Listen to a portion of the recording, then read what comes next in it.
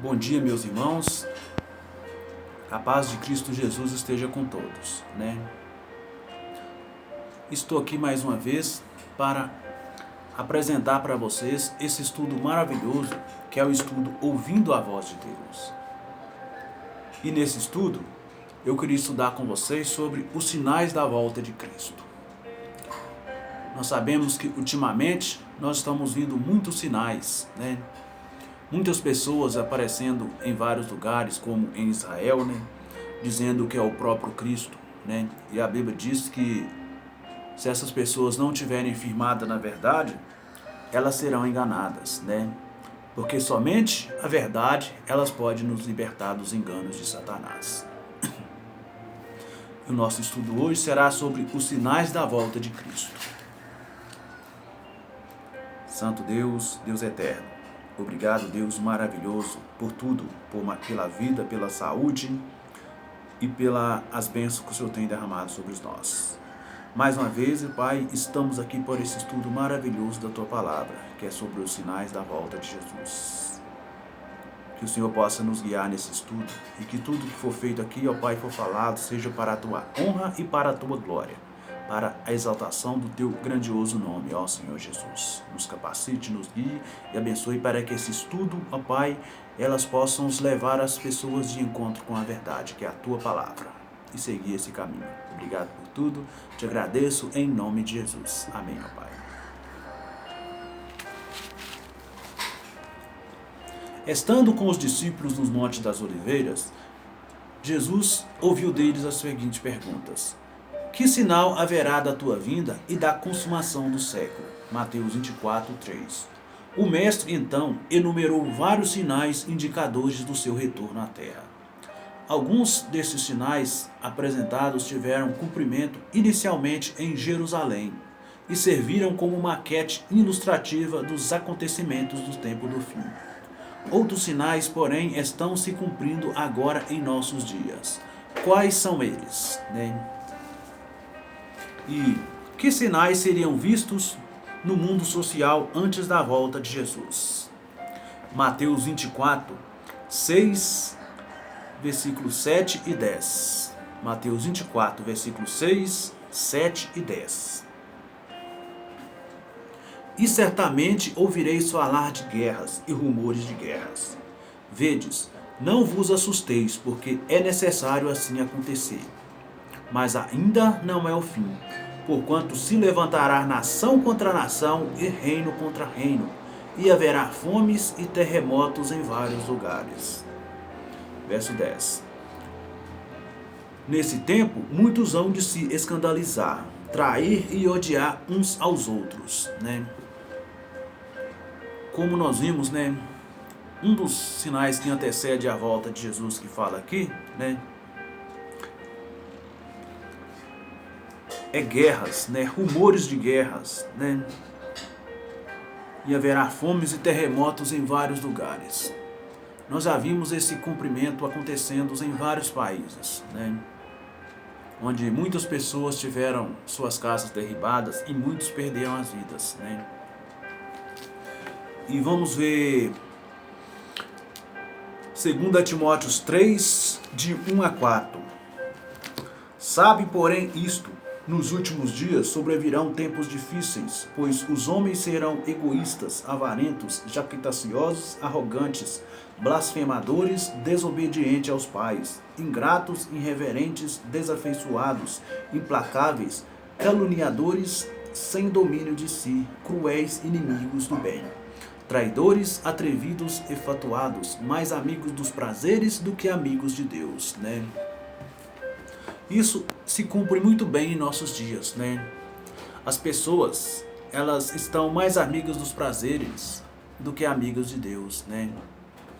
Quando nós falamos das palavras de Deus para as pessoas, né?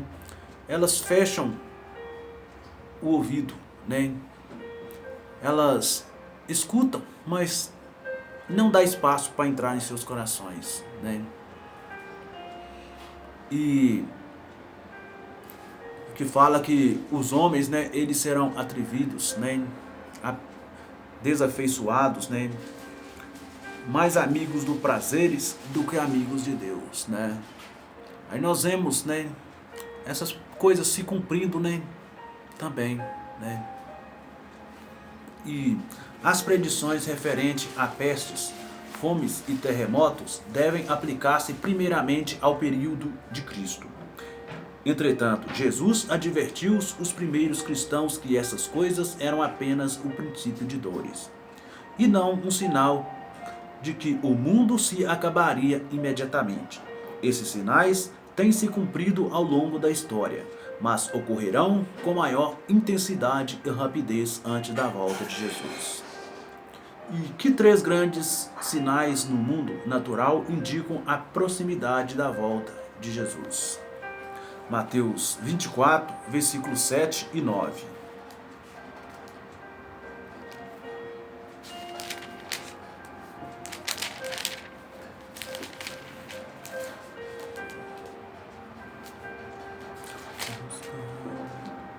Mateus 24, versículos 7 e 29. Porquanto se levantará nação contra nação, e reino contra reino, e haverá fomes e terremotos em vários lugares. Versos 29. Logo em seguida à tribulação daqueles dias, o sol escurecerá, a lua não dará a sua claridade, as estrelas cairão do firmamento e os poderes do céu serão abalados, né? Como nós vimos, né? Aqui fala que logo em seguida aqueles dias, né, o sol escureceria. Logo depois da perseguição dos cristãos, né, de muitas coisas que a Bíblia disse que iria acontecer, dos terremotos, né? E nós vimos que, se nós vamos ver na história, né, é só pesquisar, entrar na internet e lá pesquisar sobre o dia escuro, né? Em 19 de maio de 1780, o sol escureceu. E embora a lua fosse cheia, a lua negou-se a brilhar, né? Se tornou vermelha como um saco de clina, né? E a história nos conta, né, que foram tão densas as trevas naqueles dias que era impossível enxergar um palmo à frente da mão sem o auxílio de lamparinas, né? Muitas pessoas, chegaram a pensar que era o fim, que Jesus estava voltando, né? Mas nós sabemos que isso é só um sinal da volta de Jesus, que já se cumpriu, mas que antes da volta de Jesus se cumprirá com maior frequência, né?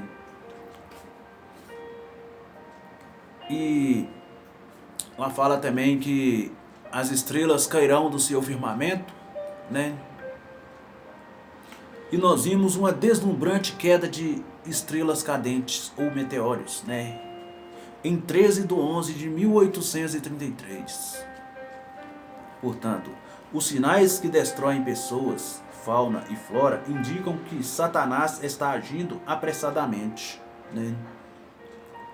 Pois pouco tempo lhe resta. Apocalipse 12:12. Ao longo do tempo, a intensidade e frequência dos sinais aumenta e se reflete nas doenças incuráveis, na extinção de várias espécies da fauna e flora, nos desastres naturais, na desestruturação moral da sociedade, né? E que sinais seriam vistos no mundo religioso antes da volta de Cristo? Mateus 24, versículo 4 e 5. E lhes respondeu: Vede que ninguém vos engane, porque virão em meu nome, vedes que ninguém vos engane, né? Porque muitos virão em meu nome e enganarão a muitos, né? E isso nós vemos, né, que nem eu falei no começo aí, né, que já tem um falso Messias lá em Israel dizendo que é Jesus, né? mas de acordo com a palavra de Deus, quando Jesus vir, né? Apocalipse 1:7 fala que eis que vem com as nuvens e todo o olho o verá. Mateus 24:30. Então aparecerá no céu o sinal do Filho do Homem. Todos os povos da terra se lamentarão e verão o Filho do Homem vindo sobre as nuvens do céu com poder e muita glória. E Atos 1, de 9 a 11, fala que do mesmo modo que Jesus subiu para o céu, ele descerá. Né? Mas, de acordo com a palavra de Deus, Jesus ele vai vir. Mas ele não vai pisar aqui na terra. Porque de acordo com 1 Tessalonicenses 4,16, todos os mortos em Cristo serão ressuscitados. E os vivos serão transformados, né, num corpo incorruptível, num corpo imortal. E juntos vão encontrar com o Senhor nos ares. Jesus Cristo vai vir buscar a tua igreja, o teu povo, para arrebatá-los para o céu. Mas esse arrebatamento, ele não vai ser secreto. Vai ser um arrebatamento visível. E ao som de trombetas, né?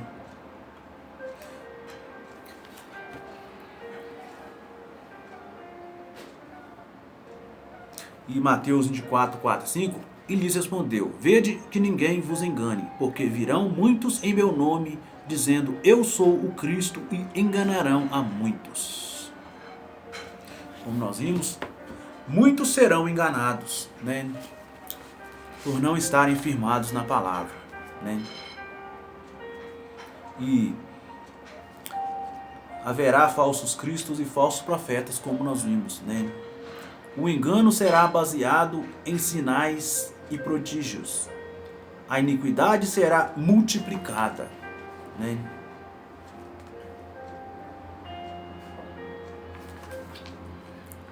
No sermão escatológico de Jesus, que Jesus enfatizou que o engano será um instrumento mais poderoso do inimigo nesses dias finais. Se possível, enganaria os próprios escolhidos. Mateus 24, 24. Todo aquele que em sua sinceridade busca a Deus não será deixado em trevas com relação ao caminho a seguir. Ao homem que teme ao Senhor, ele o instruirá no caminho que deve escolher. Salmo 25, versículo 12. Né? Além desses, que importantes sinais foi mencionado por Cristo? Mateus 24, 14. E será pregado este evangelho do reino por todo o mundo, para testemunho a todas as nações. Então virá o fim. Né? Aqui fala que depois que o evangelho do reino for pregado a todas as nações, então virá o fim. Né? Portanto, nós sabemos que a última obra a ser feita antes de Jesus vir aqui na terra é o evangelho do reino sendo pregado a todo o mundo, né, para testemunho a todas as nações, né. Lá em Apocalipse 14, versículos 6, né, e 7, né, lá fala que viu um anjo voando pelo meio do céu, tendo um evangelho eterno para pregar os que se assentam sobre a terra. E a cada tribo, nação e língua e povo, dizendo em grande voz: temei a Deus e dai-lhe glória, pois é chegado a hora do seu juízo. E adorai aquele que fez o céu, a terra, o mar e as fontes das águas. Né? Onde nós encontramos essa passagem? Adorai-os, porque fez o céu, a terra, o mar e as fontes das águas. Nós encontramos essa passagem exatamente no 4º mandamento, onde fala que Deus criou todas as coisas e descansou no 7º dia, né? E nesse dia o abençoou e o santificou, né? E nos chama, né, a descansar nesse dia também, né? Portanto, Mateus 24, 14 apresenta a pregação do evangelho em todo o mundo. Apocalipse 14, 6 a 12. Esse não é um evangelho barato, baseado em tradições e nos ensinos humanos, mas é o evangelho eterno que foi atacado pelo inimigo de Deus ao longo da história. Daniel 8, de 11 a 12. né? E, portanto, né, o evangelho eterno, ele deve ser pregado a todo mundo, né? Se o evangelho que você prega não é eterno, né, ele não está baseado na palavra de Deus, né? Porque o evangelho eterno, ele deve ser pregado não só no Brasil, mas no mundo todo, para testemunho a todas as nações, né? Paulo fala de outro evangelho que está sendo pregado, Gálatas 1:6. O que fazer para não ser enganado? 1 a João 4, versículo 1.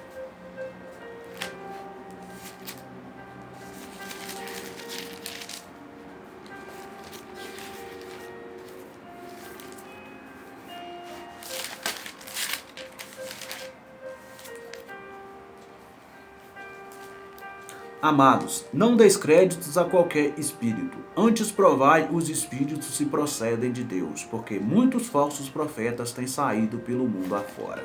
Né? 1 João 4, versículo 1, lá nos dá uma dica importante para não sermos enganados. Né? Ela fala que para nós não darmos crédito a qualquer espírito. Né? Antes nós devemos provar esses espíritos, né, se procedem de Deus, né? Como nós podemos provar? Pelas escrituras, né? Como nós vimos lá em Isaías, a lei e o testemunho, se eles não falarem da mesma maneira, eles nunca verão a alva, né? E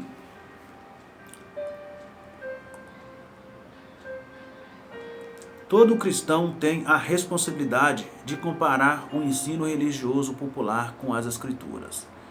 Esta não é uma opção, é um imperativo. Precisamos agir como os bereanos, que recebiam a mensagem do evangelho com grande avidez e examinavam as escrituras para confirmar o ensinamento bíblico. Atos 17, 11. Tudo o que ouvimos sobre Deus e sobre o futuro deve ser comparado com as informações bíblicas, né? Aqui o apóstolo, né, Paulo, ele faz um elogio aos bereanos, né?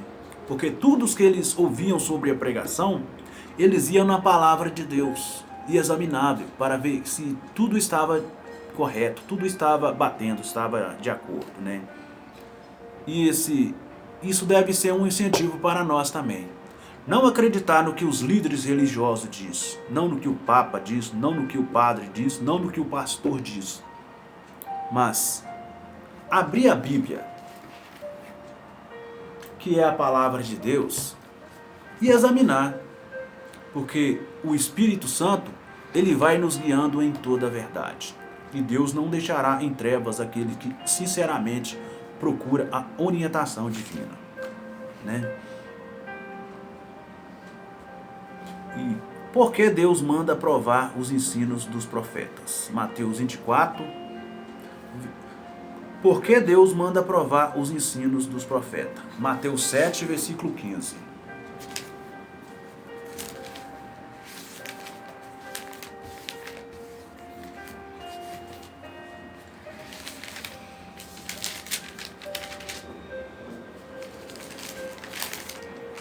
Mateus 7, 15. Acautelai-vos dos falsos profetas que se vos apresentam disfarçados de ovelhas, mas por dentro são lobos roubadores, né? Pelos seus frutos os conhecereis, né? Portanto, aqui fala que nós devemos acautelar-vos, né, dos falsos profetas, né? Que se apresentam disfarçados de ovelhas, mas por dentro são lobos roubadores, né? Pelos seus frutos os conhecereis, né? Portanto, nós vamos conhecer os falsos profetas por aquilo que eles ensinam, por aquilo que eles fazem, né? O Espírito Santo, vai nos dar o discernimento para discernir se esse é um profeta verdadeiro ou não, né? Portanto, examinais as Escrituras. Esta é a palavra de Jesus. Jesus não nos chama a ler as Escrituras. Ele não, porque a Bíblia, ela não é um livro qualquer. Você deve ler esse Bíblia com oração e com a orientação do Espírito Santo, né?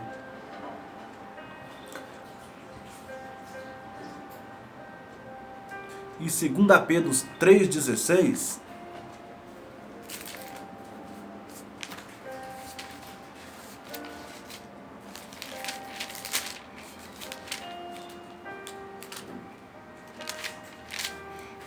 Pedro 3,16 diz assim: ao falar acerca destes assuntos, como de fato costuma fazer em todas as suas epístolas, nas quais há certas coisas difíceis de entender, que os ignorantes e instáveis deturbam, como também deturbam as demais escrituras para a própria destruição deles. Né? Aqui o apóstolo Pedro, ele está falando sobre os escritos de Paulo, né? Que tem certos ignorantes que deturbam os escritos de Paulo, né? Para a própria destruição deles, né? Porque a palavra de Deus, ela não deve ser só lida, né, e compreendida como nós achamos que devemos compreender, né? A palavra de Deus, ela é a sua própria intérprete, né? Só nós lemos um pouquinho aqui, um pouquinho ali, né? Nós vamos entender o que a palavra de Deus está dizendo sobre cada assunto, né? E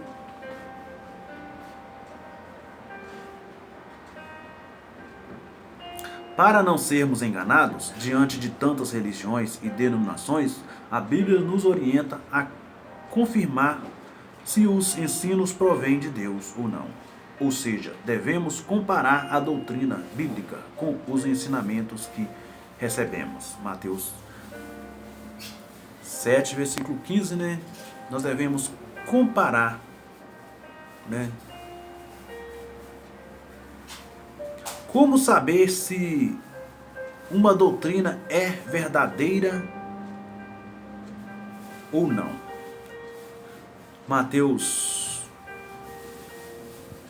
Nós vimos que em Mateus, né, 7,15, né, nós devemos nos acautelar, né?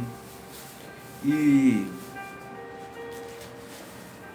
João 17, né, lá fala: santifica-os na verdade, porque a tua palavra é a verdade. E em João 7, 17,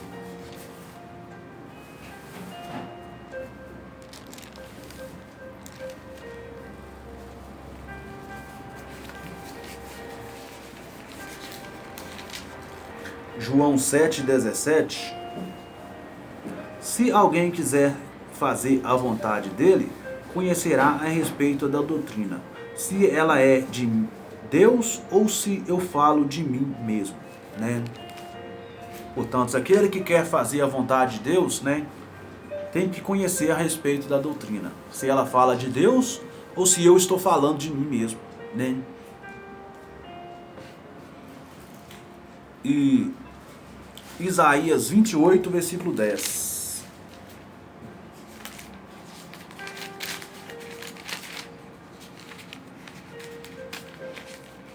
Isaías 28, 10.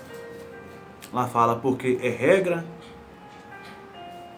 porque é preceito sobre preceito, preceito e mais preceito, regra sobre regra, regra e mais regra.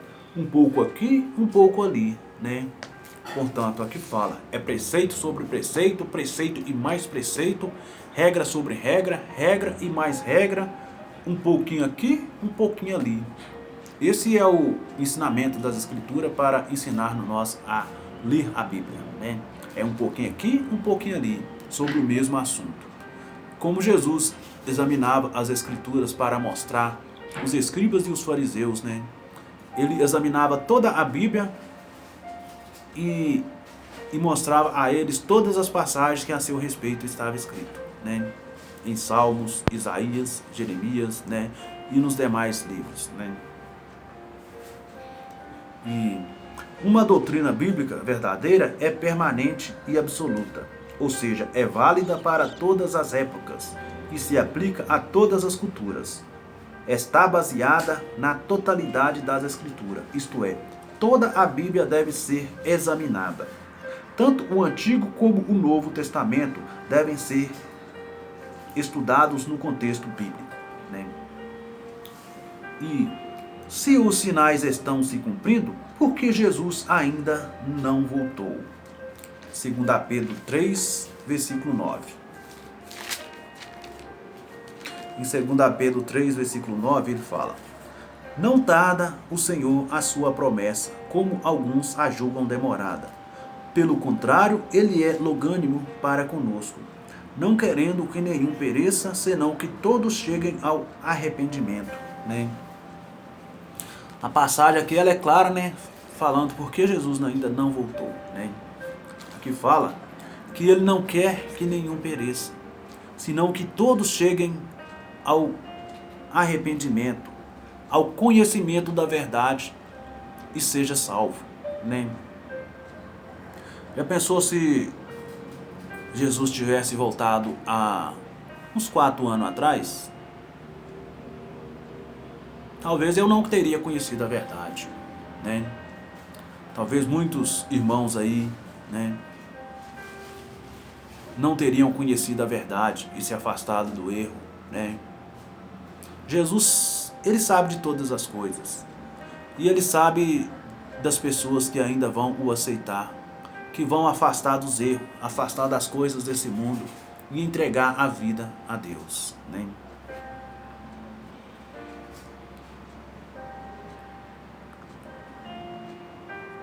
Portanto, nós vimos que Jesus, ele é misericordioso.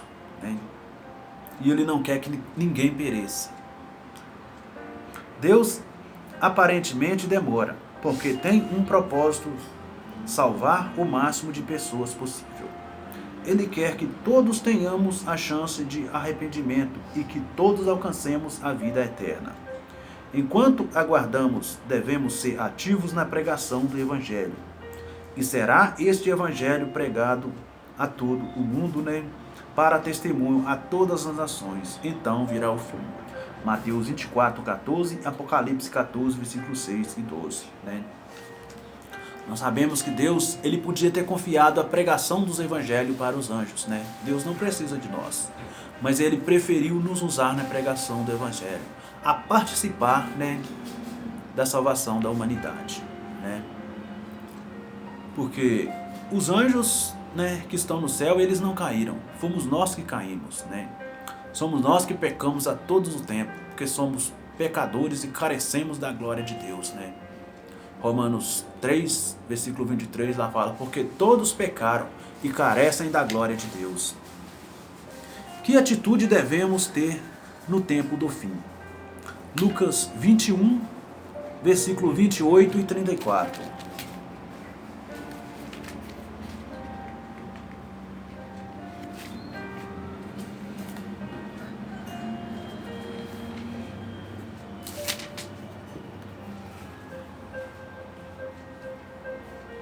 Lucas 21, versículo 28 e 34. Ora, ao começarem estas coisas a suceder, exultai e erguei a vossa cabeça, porque a vossa redenção se aproxima. Verso 34.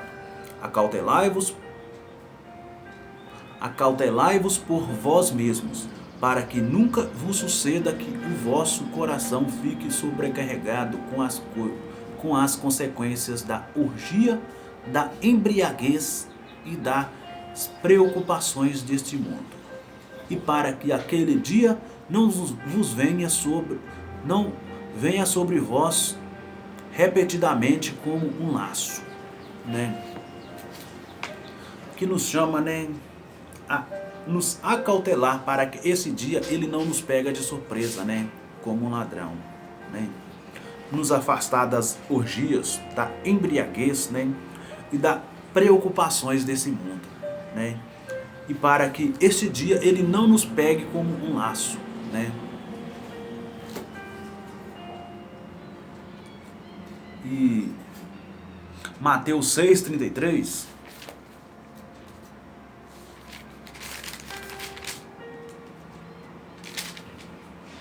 Buscai, pois, em primeiro lugar o reino de Deus e a sua justiça, e todas essas coisas vos serão acrescentadas. Né? Aqui nos chama a buscar o reino de Deus em primeiro lugar e toda a justiça, né, de Deus. E todas as outras coisas nos serão acrescentadas.